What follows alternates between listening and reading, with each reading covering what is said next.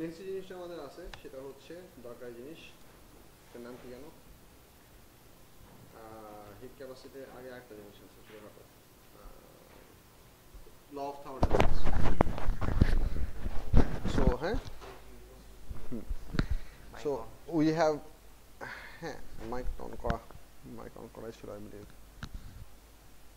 ও না, mic on করা ছিল না, thank you. So the first law of thermodynamics, first of থার্মোডাইনামিক্সটা কীরকম সেই জিনিসটা আমরা খেয়াল করি। সো আমাদের সিলেবাসে অন্য কোনো ল নাই। First law of thermodynamics, law of thermodynamics. The law looks like this: U equals to Q plus W. U টা হচ্ছে internal energy increase of the, আচ্ছা আমি এখানে ডেল্টা লিখি, ডেল্টা ইউ। ডেল্টা ইউ হচ্ছে increase in internal energy, Q হচ্ছে heat supplied to the gas, W হচ্ছে work done on the gas. So এখানে আমরা এটাকে পজিটিভ লিখছি, মানে হচ্ছে work is going in, Q is also going in.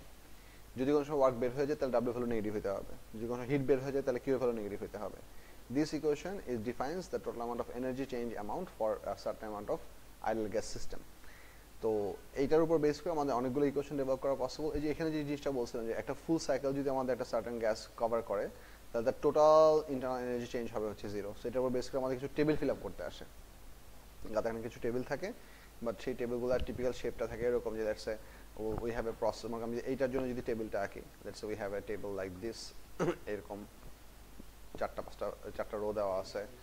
হ্যাঁ, তো এখানে মনে করে দেওয়া আছে হচ্ছে ডেল্টা ইউ, এখানে দেওয়া আছে হচ্ছে কিউ, এখানে দেওয়া আছে হচ্ছে ডাব্লিউ, এখানে দেওয়া আছে হচ্ছে এ থেকে বি, এখানে দেওয়া আছে বি থেকে সি, এখানে দেওয়া আছে সি থেকে ডি, আবার লাস্টে দেওয়া আছে ডি থেকে এ। তো তোমার এই চারটা রো এর জন্য এই টোটাল যে 16টা ডিফারেন্ট বক্স এখানে ক্রিয়েট হলো, তো এখানে মনে করো হচ্ছে এক গাদা ভ্যালু দেওয়া থাকবে, আর বাকি ভ্যালুগুলো তোমার হচ্ছে গ্রাফ থেকে ফিল আপ করে এনে বসাইতে হবে। ইন্টারেস্টিং মানে ইম্পর্টেন্ট যে অ্যাসপেক্ট আমাদের খেয়াল করতে হবে যে যেহেতু আমরা এ থেকে শুরু করবার এতে ফেরত আসছি, এই কলামের সবগুলো ভ্যালুর টোটাল সাম হইতে হবে zero. That's the important part. এবং at for any of this row, first row should be equals to second row plus third column, sorry, এইটা ইকুয়ালস টু হবে এইটা প্লাস এইটা। সো এই লজিক দুই সেট লজিক ইউজ করে এই টেবিলটা ফিল আপ করতে হয়।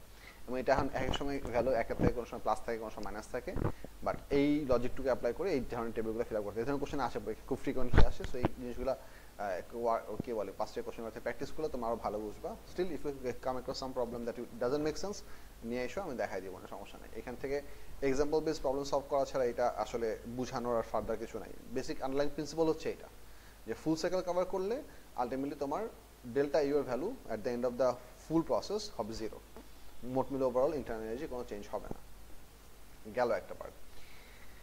নেক্সট জিনিসটা আমাদের লাগবে সেটা হচ্ছে হিট ক্যাপাসিটি ক্যালকুলেশন, বা হচ্ছে হিট ক্যালকুলেশনের পার্ট। হিট ক্যালকুলেশনের পার্টে আমাদের অনেকগুলো ডিফারেন্ট ভ্যারিয়েশন এবং অনেকগুলো ডিফারেন্ট অ্যাসপেক্ট থেকে কোশ্চেন হতে পারে। এখানে বেসিক দুটো কোশ্চেন আমরা আগে লিখি, সেটা হচ্ছে কিউ ইকুয়ালস টু হচ্ছে এমসি ডেল্টা থেটা, সেটাকে তুমি ডেল্টা থেটা ফর্মেটে লিখতে পারো, অথবা এমসি ডেল্টা টি এই ফর্মেটে লিখতে পারো। এমসি, এখানে সিটাকে আমরা বলি হচ্ছে specific heat capacity, very important, specific heat capacity, বা অনেক সময় এটাকে স্পেসিফিক থার্মাল ক্যাপাসিটিও বলে, একই কথা। যেটা ইউনিট হচ্ছে joule per kg per kelvin, অথবা joule per kg per degree Celsius. অনেক সময় এটা কেজি জায়গায় গ্রামও দেওয়া থাকতে পারে, বলতেছি এটা অনেক সময় আমরা কেজি জায়গায় গ্রামও দেওয়া থাকতে পারে। যদি কেজিতে দেওয়া থাকে তাহলে ম্যাচটাকে কেজিতে বসাতে হবে, যদি এটা পার গ্রামে দেওয়া থাকে তাহলে ম্যাচটাকে গ্রামে বসাতে হবে। এটা হচ্ছে অবস্থা বোঝার অবস্থা। এটাকে ডেফিনিশন দেওয়া খুবই সিম্পল। যদি আমি এই কোশ্চেন থেকে যদি সি কে ডিফাইন করি, I can write it like this: C divide by M into delta theta. So the definition goes like this: the amount of heat energy required to increase unit temperature for unit mass is the specific capacity of that object. না, কারণ delta theta delta টির value তো একই। So এখানে thermodynamic কথাটা mention করাটা essential না। Per unit temperature increase বা ইউনিট টেম্পারেচার চেঞ্জ, শুধু পার ইউনিট টেম্পারেচার লিখে বলা হবে, because this is delta theta, not theta itself. ঠিক আছে? সো এটা হচ্ছে স্পেসিফিক ক্যাপাসিটি। আরেকটা জিনিসটা বোঝা লাগবে, সেটা হচ্ছে আমাদের অনেক সময় শুধু হিট ক্যাপাসিটি বা শুধু থার্মাল ক্যাপাসিটি বলা থাকে। এটা হচ্ছে specific heat capacity, emphasise on the word specific. শুধু হিট ক্যাপাসিটি যদি আসে, শুধু হিট ক্যাপাসিটি কথাটা মানে হচ্ছে এটা হচ্ছে এইটুকু। শুধু ক্যাপাসিটি আমরা নর্মালি ক্যাপিটাল সি দিয়ে লিখি, this is the product of M into C. এটার ইউনিট হচ্ছে শুধু জুল পার কেলভিন অথবা জুল পার ডিগ্রি সেলসিয়াস। এখানে আর পার ডিগ্রি সেলসিয়াস কথা আসবে, পার কেজি কথা আসবে না। সো টিপিক্যালি একটা অবজেক্টের ম্যাস যদি বড় হয়, সেম মেটাল দিয়ে বানানো ছোট ম্যাসের হিট ক্যাপাসিটি কম, বড় ম্যাসের হিট ক্যাপাসিটি বেশি। এটা খুব ইজিলি আন্ডারস্ট্যান্ডেবল। তুমি যদি হচ্ছে 1 কাপ পানি গরম করো একটা স্টোভে একই পরিমাণ হিট সাপ্লাই দিয়ে, তাহলে তোমার যতটুকু টাইম লাগবে, কিন্তু 1 বালতি পানি গরম করো সময় বেশি লাগবে। যদিও দুইটাই ওয়াটার, দুইটাই specific capacity value same, but bigger mass requires bigger amount of heat energy because it has a bigger thermal capacity. So এটা গেল হচ্ছে বেসিক দুইটা জিনিস। আর এটা হচ্ছে একটা part. This equation can be applied for cases where the object is maintaining the same state but undergoing temperature change. Delta theta যেখানে involve সেখানে আমাদের এই ইকুয়েশন অ্যাপ্লিকেবল হবে। whenever the state change happens, then the temperature remains constant at the transition temperature. ওই সিনারিওর জন্য আমাদের formula হচ্ছে Q equals to ml। এলটাকে আমরা বলি ল্যাটেন্ট হিট। সেটা ল্যাটেন্ট হিট ফিউশন হতে পারে, ল্যাটেন্ট হিট ভ্যাপোরাইজেশন হতে পারে। এইটার নাম হচ্ছে স্পেসিফিক। অনেক সময় স্পেসিফিক কথাটা ওরা লিখেও না, অনেক সময় লিখে, বা আমি এটাকে ব্র্যাকেটে লিখলাম স্পেসিফিক ল্যাটেন্ট হিট। সো এটার ইউনিট হচ্ছে জুল পার কেজি অথবা জুল পার গ্রামও দেওয়া থাকতে পারে ডিপেন্ডিং অন দ্য কোশ্চেন। এটা এই কোশ্চেন থেকে প্রাইমারিলি যে টাইপের কোশ্চেনগুলো হতে পারে সেটা হচ্ছে মনে করো তোমাকে একটা সার্টেন অবজেক্টের temperature in degree Celsius versus টাইমের গ্রাফ দিছে, you are provided a graph that looks like this. ঠিক আছে, তো এখানে তোমার কোশ্চেন হতে পারে যে এই পাশে গ্রেডিয়েন্ট থেকে এই পাশে গ্রেডিয়েন্ট কম বেশি কেন? যে পাশে গ্রেডিয়েন্ট স্টিপার হবে সেই পার্টের স্পেসিফিক ক্যাপাসিটি কম হবে for the same rate of power supply. Then এটা লম্বা, এটা ছোট কেন? কারণ এটাতে আমাদের একই পরিমাণ ম্যাসকে মেল করতে সময় বেশি লাগছে, বল করতে সময় কম লাগছে, which is a wrong thing, but হতে পারে। So depending upon the different lengths we can have different type of question. যে যেই পার্টের লেন্থ বেশি বা টাইম রিকোয়ারমেন্ট বেশি, ওখানে আমরা একই রেটে হিট সাপ্লাই করলে আমাদের হিট বেশি দিতে হয়েছে ফর দ্য সেম, তাহলে ওটা হিট বেশি হবে, ওটা স্পেসিফিক ক্যাপাসিটি বেশি। সো স্টিপার পোর্শনে স্পেসিফিক ক্যাপাসিটি লিখে দিই এখানে, সেটা হচ্ছে if we have a graph like this, type করে লিখলে ইজিয়ার হবে, স্টিপার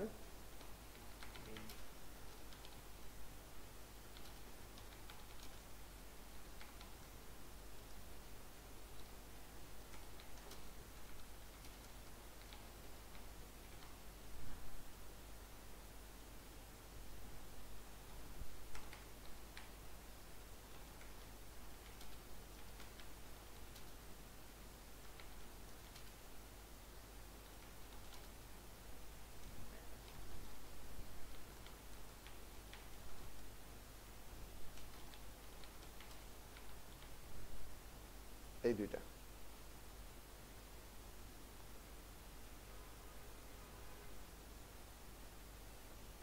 আরে মুভমেন্ট, এখানে আমি এই জিনিসটা লিখলাম, বাট এখানে একটা জিনিস খেয়াল করতে হবে, sometimes horizontal line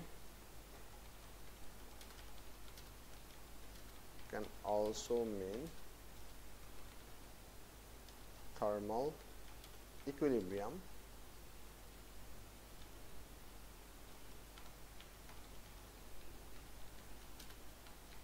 with horizontal line can also mean thermal equilibrium with what?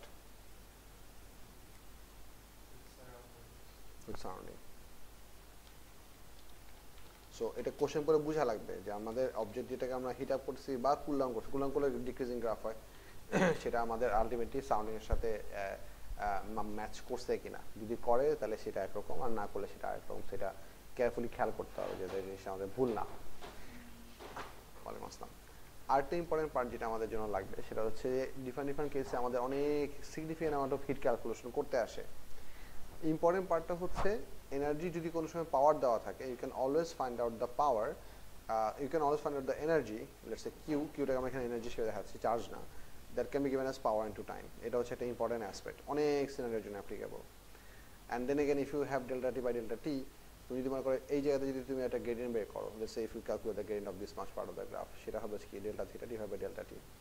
So এই গ্রাফের গ্রেডিয়েন্ট থেকেও আমরা অনেক সময় পাওয়ার ক্যালকুলেট করতে পারি। কীভাবে দেখেন, let's see if I write delta q, q equals to mc delta theta, and if you divide both sides by delta theta, you can write it like q divided by delta theta equals to mc, হ্যাঁ, delta theta divide by delta T.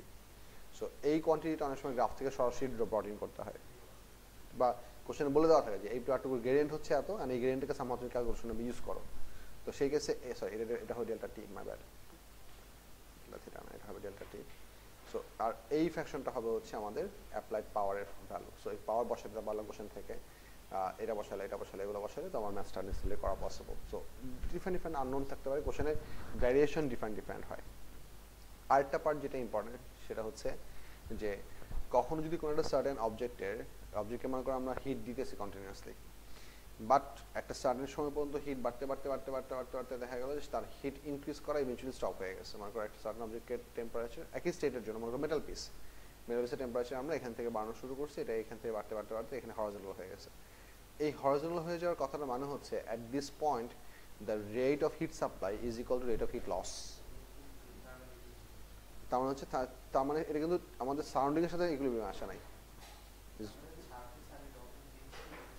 Exactly, it means the rate of heat gain equals to rate of heat loss. That's why there is no further temperature increase. ঠিক আছে? So it is also a pretty interesting idea যে এই সিনারিওর জন্য, এই পজিশনের জন্য total power loss equal total power gain. তো আমরা যদি ফট করে যদি আমরা পাওয়ার সাপ্লাইটাকে অফ করে দেই, তাহলে টেম্পারেচার কি হবে, শার্পলি ড্রপ করা শুরু করবে।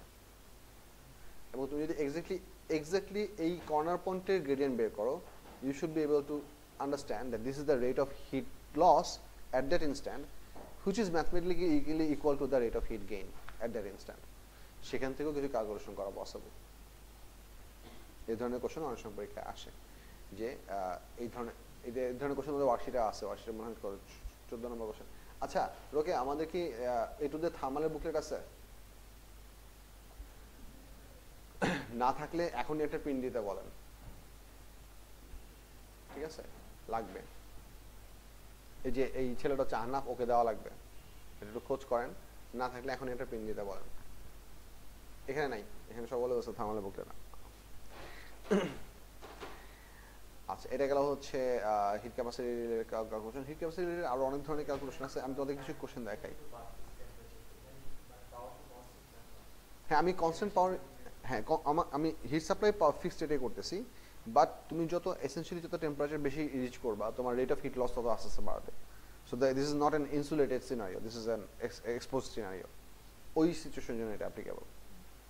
So your object is in contact with the ambience. আচ্ছা, কিছু রিসেন্ট ইয়ারের কোশ্চেন তোমাদেরকে দেখাই। ও লেভেলসের না, এটু দেখি একটু থামালে বই এত চিকন, দোস্ত বিউটিফুল নোটসও আছে এখানে, বাহ আনাফ, I feel really happy, thank you. নাম লেখো, ডেট লেখো। আমি তোদের রিসেন্ট ডেট থেকে 2-3টা কোশ্চেন দেখাই যে আমাদের আসলে কি ধরনের কোশ্চেন আসছিল। আমি যদি মে জুন 24 দেখি, লেটস সে এখানে আমরা কিছু ওয়ার্ক করছিলাম, let's try this one.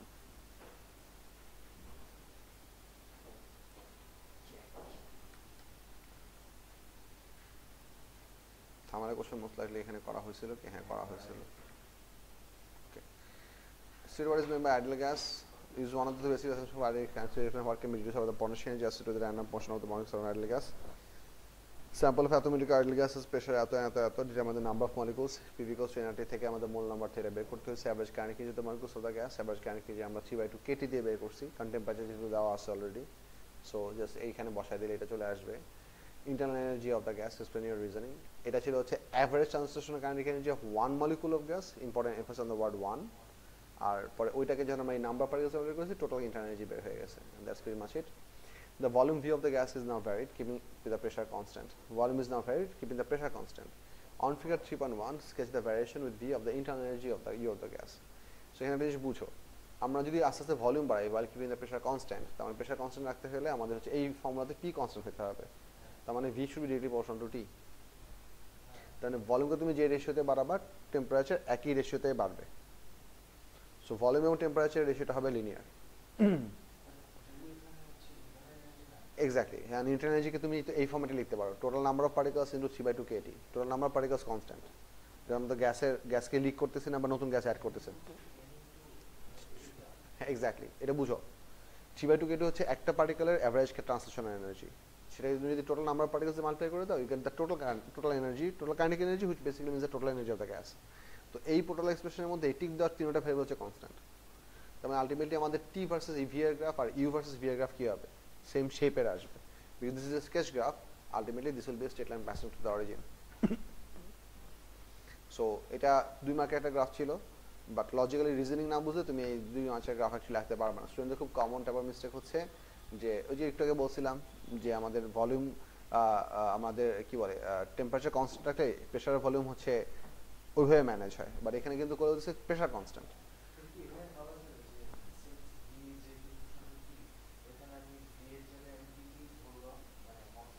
Yeah absolutely U বাড়বে, হ্যাঁ সেও করতে পারো, সমস্যা নাই, ওয়ার্কস পারফেক্টলি ওয়ার্কস। এই ইয়ার এই একটা কোশ্চেনই ছিল। 42 তে যদি যাই, ধর আমি ইয়ার একটা কোশ্চেন বাই করার চেষ্টা করতেছি, কি বলে থার্ড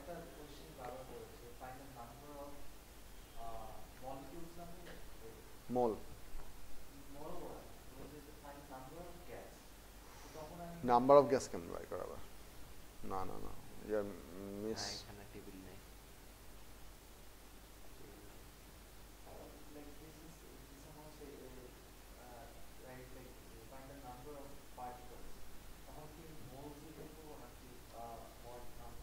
নাম্বার অফ পার্টিকেল মানে হচ্ছে নাম্বার অফ পার্টিকেল, আর যদি তোমাকে অ্যামাউন্ট অফ গ্যাস বলে, অ্যামাউন্ট, তাহলে মোল। মোল। আচ্ছা, এটা হচ্ছে মেজুন 24 ভ্যারিয়েন্ট 42, এটা কোশ্চেন নাম্বার 2, এটা আমাদের সলভ করা হয়নি, এটা আমরা আস্তে ধীরে সলভ করি। খেয়াল করো কি বলছে, with reference to thermal energy state what is meant by two objects being in thermal equilibrium. এখানে জাস্ট দুটো ওয়ার্ড লিখতে হবে, নো নেট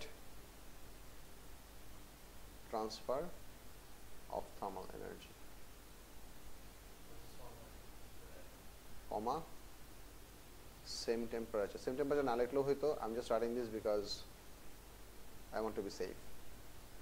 যদি ওরা বলে দিচ্ছে থার্মাল এনার্জি, রেফারেন্স হচ্ছে thermal energy, no net transfer of thermal energy মানে হচ্ছে objects in thermal equilibrium. Net কথাটা ইম্পর্টেন্ট, দুইটা অবজেক্টকে আমরা থার্মাল কন্ট্যাক্টে রাখলে তার কিছু না কিছু হিট এক্সচেঞ্জ করবেই। ইয়েস, ফ্রম ইচ আদার, সেটা বলতে পারো। Two cylinder section Y each contains sample of an ideal gas. The samples are in thermal equilibrium with each other. Thermal temperature equal. Very important information লিখে রাখলাম। X has a volume of atom, contains atom mole of gas, and pressure of atom Pascal. Y has a volume of atom and a contains gas of atom Pascal. Data for two cylinders are shown in atom. So আমাদের এই Y এর জন্য আমাদের মোল number দেওয়া নেই। Show that the temperature of the gas exceeds at 234 degrees Celsius. তো PV equals to nRT square T বের করতে হবে, তারপর সেটার সাথে আবার সেটা থেকে 273 সাবট্রাক্ট করলে X বের হবে। এটা হিসাব করে বাই করো, ক্যালকুলেটর বাই করো, আমি লিখতেছি, you help me with the calculation. PV equals to nRT, T equals to হবে হচ্ছে PV divided by nR, pressure হবে হচ্ছে 1.2 into 10 to the power 5, volume দেওয়া আছে হচ্ছে 0.026, আর মোল নাম্বার দেওয়া আছে হচ্ছে 0.740, আর এদিকে আর এর ভ্যালু দেওয়া আছে কত? 8.31, কত আসে? 507 Kelvin, which is equal to 507 minus 273, কত আসে? 234 ডিগ্রি সেলসিয়াস। সো এই ওয়ার্কিং পুরোটাই দেখাবা, যেহেতু 3 মার্ক দেওয়া আছে, সো এই ইকুয়েশন ইউজ করতে পারার জন্য 1 মার্ক এবং লাস্টে সাবট্রাকশন করার জন্য একটা মার্ক থাকার কথা। সো সাবট্রাকশনটা ম্যানুয়ালি দেখাবা, just don't write the answer. Given the number of n number of molecules in gas Y, explain your reasoning. So এইখানে আমাদের যেহেতু সেম টেম্পারেচার কোশ্চেনে বলেই দিছে, তাহলে এই কেলভিন টেম্পারেচারের ভ্যালু আর এটা কেলভিন টেম্পারেচার ভ্যালু সেম হবে। সো তোমার প্র্যাকটিক্যাল পারপাসটা হচ্ছে এই কোশ্চেন থেকেও PV equals to nRT use করে n এর ভ্যালু বাই করতে হবে। nটা বাই করো, কত আসে দেখো। n কেটে ইউজ করলেও হবে, ক্যাপিটাল n কেটে দিয়ে ইউজ করলেও হবে, হ্যাঁ সমস্যা নেই, good idea, you can directly go for that. কারণ যদি বোলস কষ্ট আমার মুখস্থ থাকে না, এটা হচ্ছে সমস্যা। PV কষ্ট হচ্ছে capital N small k capital T, তাহলে ক্যাপিটাল N এর ভ্যালু হবে হচ্ছে PV divide by k capital T। বোলস কষ্ট বলতেছি, কোশ্চেনে দেওয়া আছে, আগে ভ্যালুগুলো বসাও।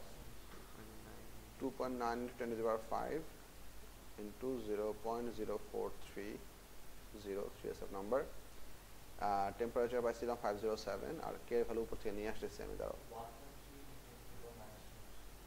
সর্বনাশ, আচ্ছা ভালো, yes beautiful,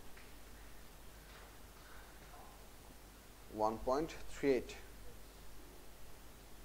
sorry 38 into 10 to the power minus বসা কত আসে,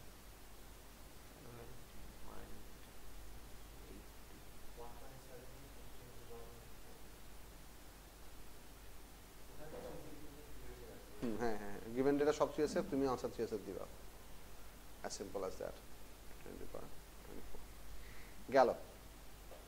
থ্রিতে বলছে a gas in X consists of molecules that each have a mass that is 4 times the mass of molecules in gas Y। কোশ্চেনগুলো ভালো করে বুঝো, mx equals to 4 into my, explain how the root mean square RMS speed of the molecules in X compares with the RMS speed of molecules in Y। আচ্ছা যেহেতু as per the question আমাদের দুইটা গ্যাসের temperature equal, তার মানে দুইটা গ্যাসের সবগুলো পার্টিকুলারই অ্যাভারেজ কে এর ভ্যালু ইকুয়াল হতে হবে, অ্যাভারেজ কে এর ভ্যালু ইকুয়াল হতে হবে। So I am gonna right it this way, half m x cx squared should be equals to half my into cy squared। ওরা RMS স্পিড বলছে, সো হাফ অফ কারা দিয়ে দিলাম, mx এর জায়গায় যদি 4my বসাই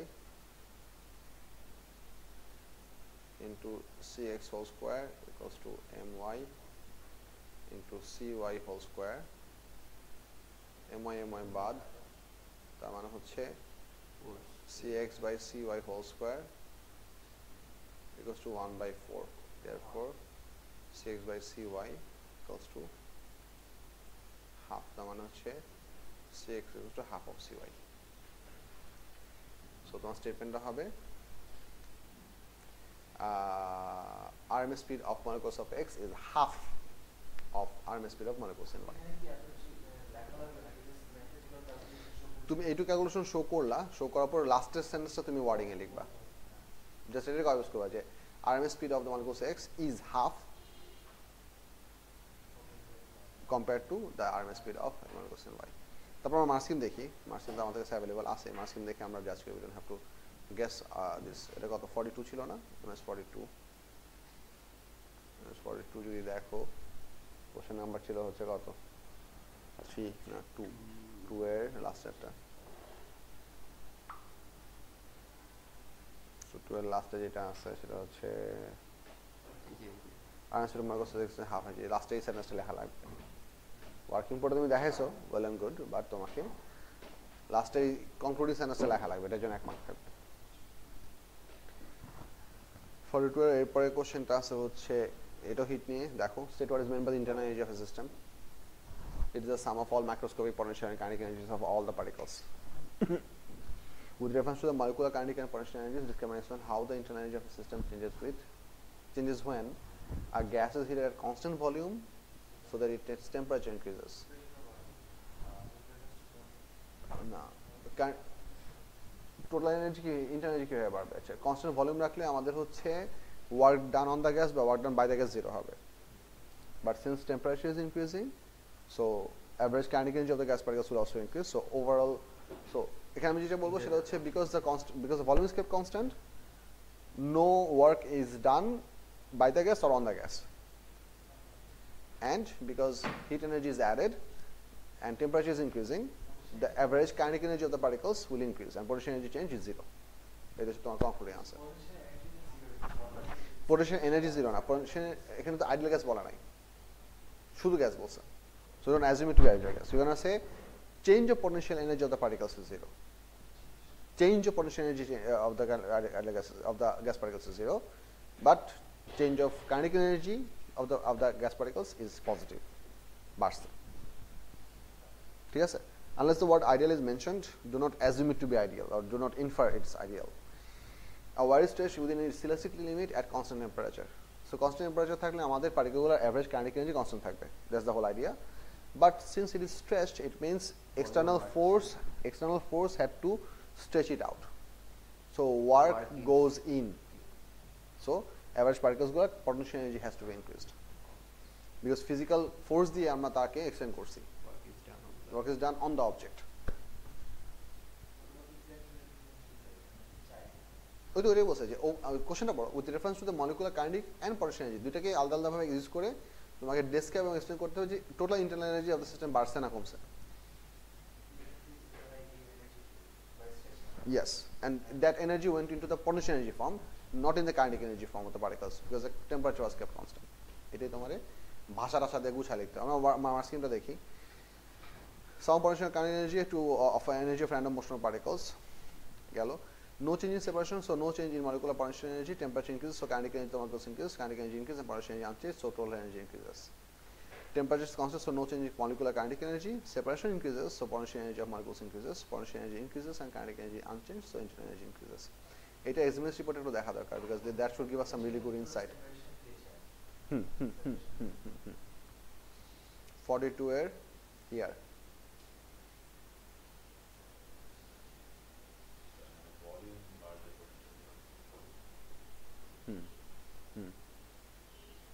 কারণ এখানে আমরা ধরে নিচ্ছি যে পার্টিকুলার মধ্যে সিগনিফিকেন্ট অ্যাট্রাকশন ফোর্স আছে, আদারওয়াইজ পটেনশিয়াল এনার্জি এক্সিস্ট করতো না। সো হ্যাঁ, অ্যাভারেজ নাম্বারগুলো সেপারেশন বাড়লে দেখেন। The definition of internal energy was generally well known, although many of the weaker candidates confuse the definition of internal energy with the first law of thermodynamics as I said, never mind. In both parts of this question, candidates were expected to explain how the change in temperature affected molecular kinetic energy and how the change in molecular separation affected molecular potential energy. Having deduced the changes or lack of changes in those two energies, they were then expected to relate the overall change in the energy of the system. These extended writing questions proved to be a good test of understanding of physics and the ability to articulate physics. Many of the stronger candidates were awarded full of or almost full credit. For all candidates, a significant problem was not reading the question carefully enough and therefore not answering it.